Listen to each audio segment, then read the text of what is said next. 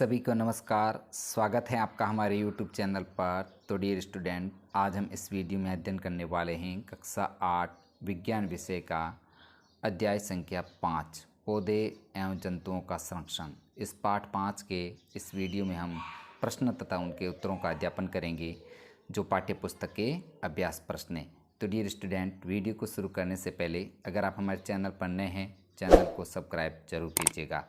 तो शुरू करते हैं पाठ 5 के प्रश्न उत्तर। देखते हैं 1 नंबर क्वेश्चन, रिक्त स्थानों की उचित शब्दों द्वारा पूर्ति कीजिए। तो यहाँ पर आपको रिक्त स्थानों की पूर्ति से 1 नंबर क्वेश्चन है वो देख लेते हैं। इसका क देखते हैं। वह क्षेत्र जिसमें जंतु अपने प्राकृतिक आवास में संरक्षित होते हैं वह कहलाता है। तो यहाँ पर रिक्त स्थान में आपको करना है वह चिड़ियाघर कहलाता है।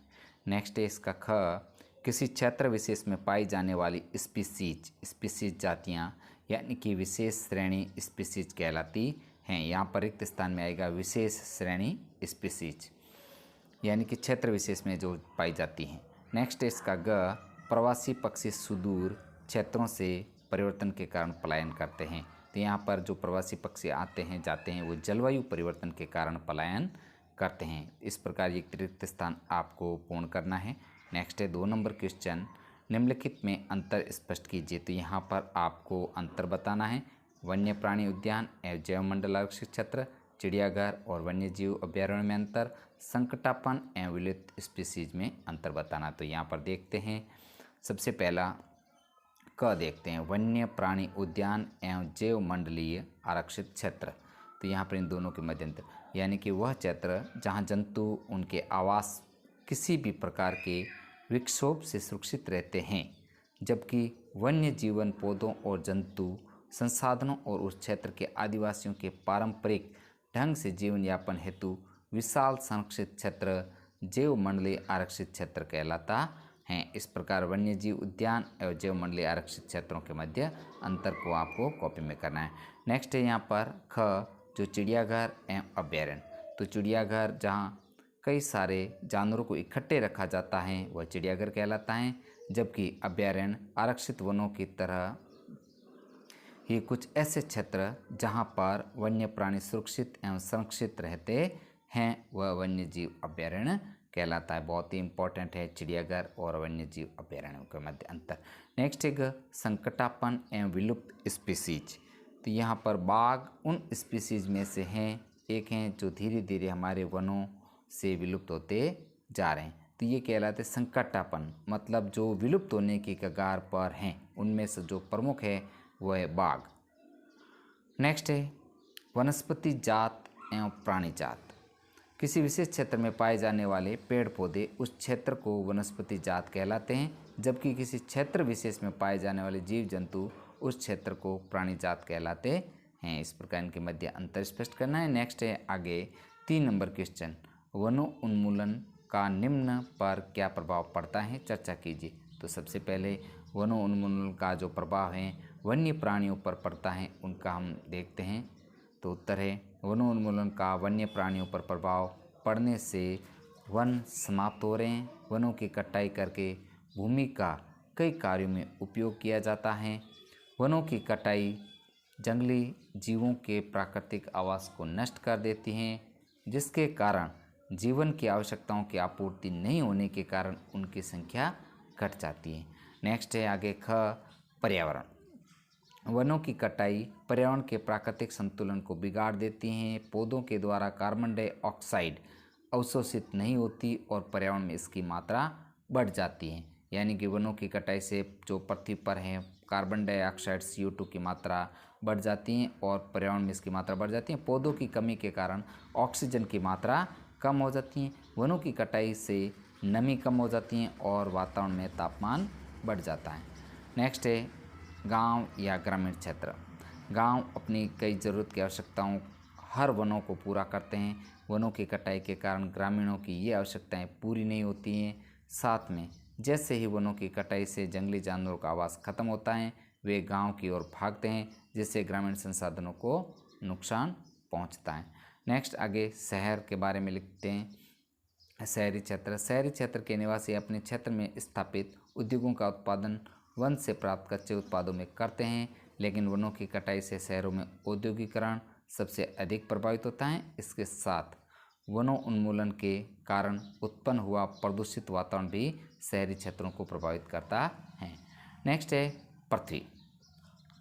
वनोन्मूलन के कारण कार्बन डाइऑक्साइड के उपयोग में कमी आती है, जिससे वायुमंडल में इसकी मात्रा बढ़ जाती है, क्योंकि कार्बन डाइऑक्साइड पृथ्वी द्वारा उत्सर्जित ऊष्मीय विकिरण को प्रग्रहण कर लेते हैं। अतः इसकी मात्रा में वृद्धि के परिणाम स्वरूप विश्व उष्ण होता है। पृथ्वी के ताप में वृद्धि के जल चक्र का संतुलन बिगड़ता है और वर्षा दर में कमी होती है, जिसके कारण सब सूखा पड़ता है। नेक्स्ट आगे अगली पीढ़ी। वनोन्मूलन के कारण हमारी आने वाली पीढ़ी पेड़ पौधों की हरियाली को देखने से वंचित रह जाती हैं। वनों की कमी से उनके स्वास्थ्य पर भी बुरा प्रभाव पड़ता है। उनका पूरा जीवन प्रदूषण में ही बीत जाता है। इस प्रकार वनों के जो नुकसान हैं इनके अपन ने पढ़ाई की। नेक्स्ट है आगे 4 नंबर क्वेश्चन। तो डियर स्टूडेंट, आप वीडियो को शुरू से लेकर अंत तक पूरा देखें ताकि आपको इस चैप्टर को समझने में मदद मिलेगी। देखते हैं अगला 4 नंबर क्वेश्चन है जो, क्या होगा यदि हम वृक्षों की कटाई करते रहें। तो यदि हम वृक्षों की कटाई लगातार करते रहेंगे तो पर्यावरण का तापमान बढ़ जाएगा, जंगल के जानवरों का आवास छिन जाएगा। नेक्स्ट है किसी जंतु का आवास बाधित हो। यदि किसी जंतु का आवास बाधित हुआ तो जानवर विलुप्त होने लगेंगे। नेक्स्ट है आगेगा मिट्टी की ऊपरी परत अनावृत हो जाए तो। यदि मिट्टी की ऊपरी परत अनावृत हुई तो पौधों की अनुचित पोषण के कारण उत्पादन कम हो जाएगा। नेक्स्ट है 5 नंबर क्वेश्चन, संक्षेप में उत्तर दीजिए। तो यहाँ पर शॉर्ट टाइप क्वेश्चन है का देखते हैं, हमें जैव विविधता का संरक्षण क्यों करना चाहिए। तो इसका उत्तर है कि जैव विविधता से अभिप्राय किसी क्षेत्र विशेष में पाए जाने वाले सभी पौधों, जंतुओं और सूक्ष्म जीवों की विभिन्न प्रजातियों से हैं। इनका संरक्षण इसलिए जरूरी है ताकि इनको विलुप्त होने से बचाया जा सके। नेक्स्ट आगे का, संरक्षित वन भी वन्य जंतुओं के लिए पूर्ण रूप से सुरक्षित नहीं है, क्यों। तो संरक्षित वन भी वन्य जंतुओं के लिए पूर्ण रूप से सुरक्षित इसलिए नहीं है क्योंकि इनके आसपास के क्षेत्रों में रहने वाले लोग वनों का अतिक्रमण करके उनके नष्ट कर देते हैं। मानवीय गतिविधियां जैसे अवैध शिकार, जानवरों को पकड़ना या मारना, जलावन, पौधे की लकड़ी की ऐसी चीज़ों की वजह से वन्य जंतु परेशान हो जाते हैं। नेक्स्ट है आगे कुछ आदिवासी वन जंगल पर निर्भर करते हैं, कैसे। तो देखते हैं इसका उत्तर है जो, ऐसा इसलिए होता है क्योंकि इनका जीवन जंगलों से जुड़ा हुआ है। वन आदिवासियों के लिए घर की तरह होता है। अपनी ज़रूरतों से जुड़े सभी उत्पाद जो आदिवासी हैं वनों से ही प्राप्त करते हैं। नेक्स्ट है डियर स्टूडेंट, वनों उन्मूलन के कारण और उनके प्रभाव क्या हैं। तो वनों के उन्मूलन के कारण आपको बताने, उनके प्रभाव देखते हैं। सबसे पहले वनों उन्मूलन का अर्थ। वनों को समाप्त करने पर प्राप्त भूमि का अन्य कार्यों में उपयोग करना। वन में वृक्षों की कटाई निम्न उद्देश्यों से की जाती है, जैसे कृषि के लिए एक तो भूमि प्राप्त करना, घरों एवं कारखानों के निर्माण के लिए भी जमीन की जरूरत पड़ती है, इसी कारण वनों की कटाई की जाती है। फर्नीचर बनाने और लकड़ी का ईंधन के रूप में उपयोग और दावानल एवं भीषण सूखा भी वनों उन्मूलन के कुछ प्राकृतिक कारण हैं। अब इसके प्रभाव भी निम्नलिखित होते हैं, जैसे पृथ्वी के तापमान में वनों के ज़्यादा कटाई से वृद्धि हो जाती है, वर्षा की दर में कमी हो जाती है यानी वर्षा कम होने लग जाती है, और मृदा के गुणों में परिवर्तन होने लग जाता है। नेक्स्ट है साथियों, रेड डाटा बुक पुस्तक क्या है। तो रेड डाटा पुस्तक के बारे में आपको बताएं, उत्तर है जिसमें सभी संकटापन्न स्पीसीज का रिकॉर्ड रखा जाता है। पौधों, जंतुओं और अन्य स्पीसीज के लिए अलग अलग रेड डाटा पुस्तक हैं। नेक्स्ट है अगर प्रवास से आप क्या समझते हैं। प्रवास का अर्थ देखते हैं। जलवायु में परिवर्तन के कारण प्रवासी पक्षी प्रत्येक वर्ष सुदूर क्षेत्रों से एक निश्चित समय पर उड़कर आते हैं। वह यहाँ अंडे देने के लिए आते हैं, क्योंकि उनके मूल आवास में बहुत अधिक शीत के कारण वह उस स्थान उस समय जीवन यापन हेतु अनुकूल नहीं होता। ऐसी पक्षी जो उड़कर सुदूर क्षेत्रों तक लंबी यात्रा करते हैं प्रवासी कहलाते हैं। Next dear student, 6 number question है जो, फैक्ट्रियों एवं आवास की मांग की आपूर्ति हेतु अनवरत कटाई हो रही है। क्या इन परिस्थितियों के लिए वृक्षों की कटाई न्याय संगत है। इस पर चर्चा कीजिए तथा एक संक्षिप्त रिपोर्ट कीजिए। यानी कि फैक्ट्रियों और आवास की जो मांग बढ़ रही है, इसके हेतु जो वनों की कटाई की जा रही है। तो यह इस पे चर्चा करनी है। तो उत्तर है नहीं, फैक्ट्रियों या आवास की मांग की आपूर्ति हेतु कटाई करना न्याय संगत नहीं है। पेड़ों को काटने से ऑक्सीजन में कमी आ जाती है, ग्लोबल वार्मिंग बढ़ जाता है, जिससे प्रत्येक व्यक्ति का जीवन दुर्भर हो जाता है। पेड़ों को काटने से वर्षा में कमी आई है। पेड़ वर्षा लाने में महत्वपूर्ण कार्य करते हैं। नेक्स्ट है आगे 7 नंबर क्वेश्चन, अपने स्थानीय क्षेत्र में हरियाली बनाए रखने के लिए आप किस प्रकार योगदान दे सकते हैं? अपने द्वारा की जाने वाली क्रियाओं की सूची तैयार कीजिए। तो उत्तर है सबसे ज़्यादा से ज़्यादा वृक्ष लगाकर हरियाली प्राप्त कर सकते हैं, वनों की कटाई के लिए रोकथाम करके तथा पार्क बनवाकर और वृक्षों की रखवाली करके। इस प्रकार हम जो है स्थानीय क्षेत्र में हरियाली बनाने के लिए योगदान दे सकते हैं। आगे नेक्स्ट है 8 नंबर क्वेश्चन। साथियों, वीडियो काफ़ी लंबा हो गया है, लेकिन आप पूर्ण रूप से इसको अच्छे से क्लियर करना और इसके जो क्वेश्चन हैं आप अपनी नोटबुक में कर सकते हैं। बहुत ही अच्छी तरह से हमने इसको समझाने की कोशिश की है। 8 नंबर क्वेश्चन देखते हैं, वनोन्मूलन से वर्षा दर किस प्रकार कम हुई है, समझाइए। तो उत्तर देखते हैं, प्रकाश संश्लेषण की क्रिया में पौधों को भोजन बनाने के लिए कार्बन डाइऑक्साइड की आवश्यकता होती है। कम वृक्षों का अर्थ है कार्बन डाइऑक्साइड के उपयोग में कमी आना, जिससे वायुमंडल की मात्रा बढ़ जाती है, क्योंकि कार्बन डाइऑक्साइड पृथ्वी द्वारा उत्सर्जित ऊष्मीय विकिरणों का प्रग्रहण कर लेती हैं। अतः इसकी मात्रा में वृद्धि के परिणामस्वरूप विश्व कृष्णन होता है। पृथ्वी के ताप में वृद्धि के जल चक्र का संतुलन बिगड़ता है और वर्षा दर में कमी आती है, जिसके कारण सूखा पड़ता है। नेक्स्ट है आगे 9 नंबर क्वेश्चन, अपने राज्य के राष्ट्रीय उद्यानों के विषय में सूचना एकत्रित कीजिए। भारत के मानचित्र में उनकी स्थिति दर्शाइए।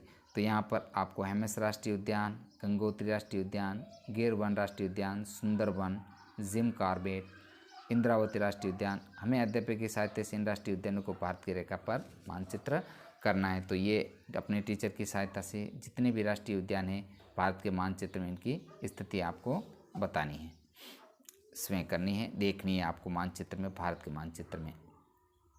नेक्स्ट है आगे 10 नंबर क्वेश्चन, हमें कागज़ की बचत क्यों करनी चाहिए? उन कार्यों की सूची बनाइए जिसके द्वारा आप कागज़ की बचत कर सकते हैं। तो उत्तर देखते हैं, 1 टन कागज़ की उत्पत्ति के लिए 17 हरे भरे पेड़ लगाते हैं। कागज़ का 5-7 बार पुनः चक्रण हो सकता है, इसलिए हमें कागज़ को बचाना चाहिए। उपयोग में आए कागज़ को पुनः उपयोग में लाना चाहिए और पुनः चक्र करना चाहिए। इससे वनों के साथ साथ पानी और ऊर्जा की बचत होती है। इससे हानिकारक रसायनों के उपयोग में भी कमी आती है। नेक्स्ट है 11 नंबर क्वेश्चन, लास्ट जो अंतिम क्वेश्चन है, दी गई शब्द पहली को पूरा कीजिए। तो यहाँ पर एक जो पहली दे रखी है इसको पूरा करना है, यहाँ पर ऊपर से नीचे की ओर तथा बाईं से दाईं ओर। तो पहले हैं विलुप्त स्पीसीज की सूचना वाली जो पुस्तक हैं वो यहाँ पर अपन पढ़ चुके हैं। आर से रेड डाटा बुक होगी, रे से रेड डाटा बुक। तो यहाँ पर रेड डाटा बुक आपको लिखना है। नेक्स्ट अगला है पौधे, जंतुओं और सूक्ष्म जीवों की किस्में विभिन्नताएं, दूसरे का होगा जैवमंडल। नेक्स्ट आगे प्रत्येक विभाग जिसमें सजीव पाए जाते हैं।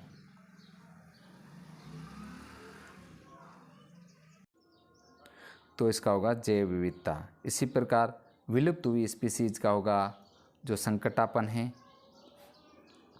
इस प्रकार डियर स्टूडेंट आपको जो है इनको पूर्ण करना है। तो साथियों, हमने इस वीडियो में जो कक्षा 8 विज्ञान विषय के हैं इनके पाठ 5 के प्रश्न तथा उनके उत्तरों का इस वीडियो में हमने अध्यापन किए हैं। साथियों, इसको आप अच्छे से अपनी कॉपी में, नोटबुक में इन प्रश्नों का उत्तर हल कर सकते हैं। डियर स्टूडेंट, आज का वीडियो कैसा लगा? वीडियो अगर अच्छा लगे तो ज़्यादा से ज़्यादा वीडियो को लाइक तथा शेयर कीजिए ताकि हमें भी मोटिवेशन मिलता रहे। अगर आप इस पूरे वीडियो की PDF के रूप में प्राप्त करना चाहते हैं तो हमारे डिस्क्रिप्शन में इसके द्वारा आप वीडियो को वहां से एक साथ डाउनलोड करके प्राप्त कर सकते हैं। डियर स्टूडेंट, आपको समस्त वीडियो अगर एक ही प्लेलिस्ट में चाहिए तो हमारे जो चैनल की प्लेलिस्ट में जाके वहां से इसे प्राप्त कर सकते हैं। मिलते हैं नेक्स्ट नए वीडियो के साथ में। आज का वीडियो इतना ही, धन्यवाद।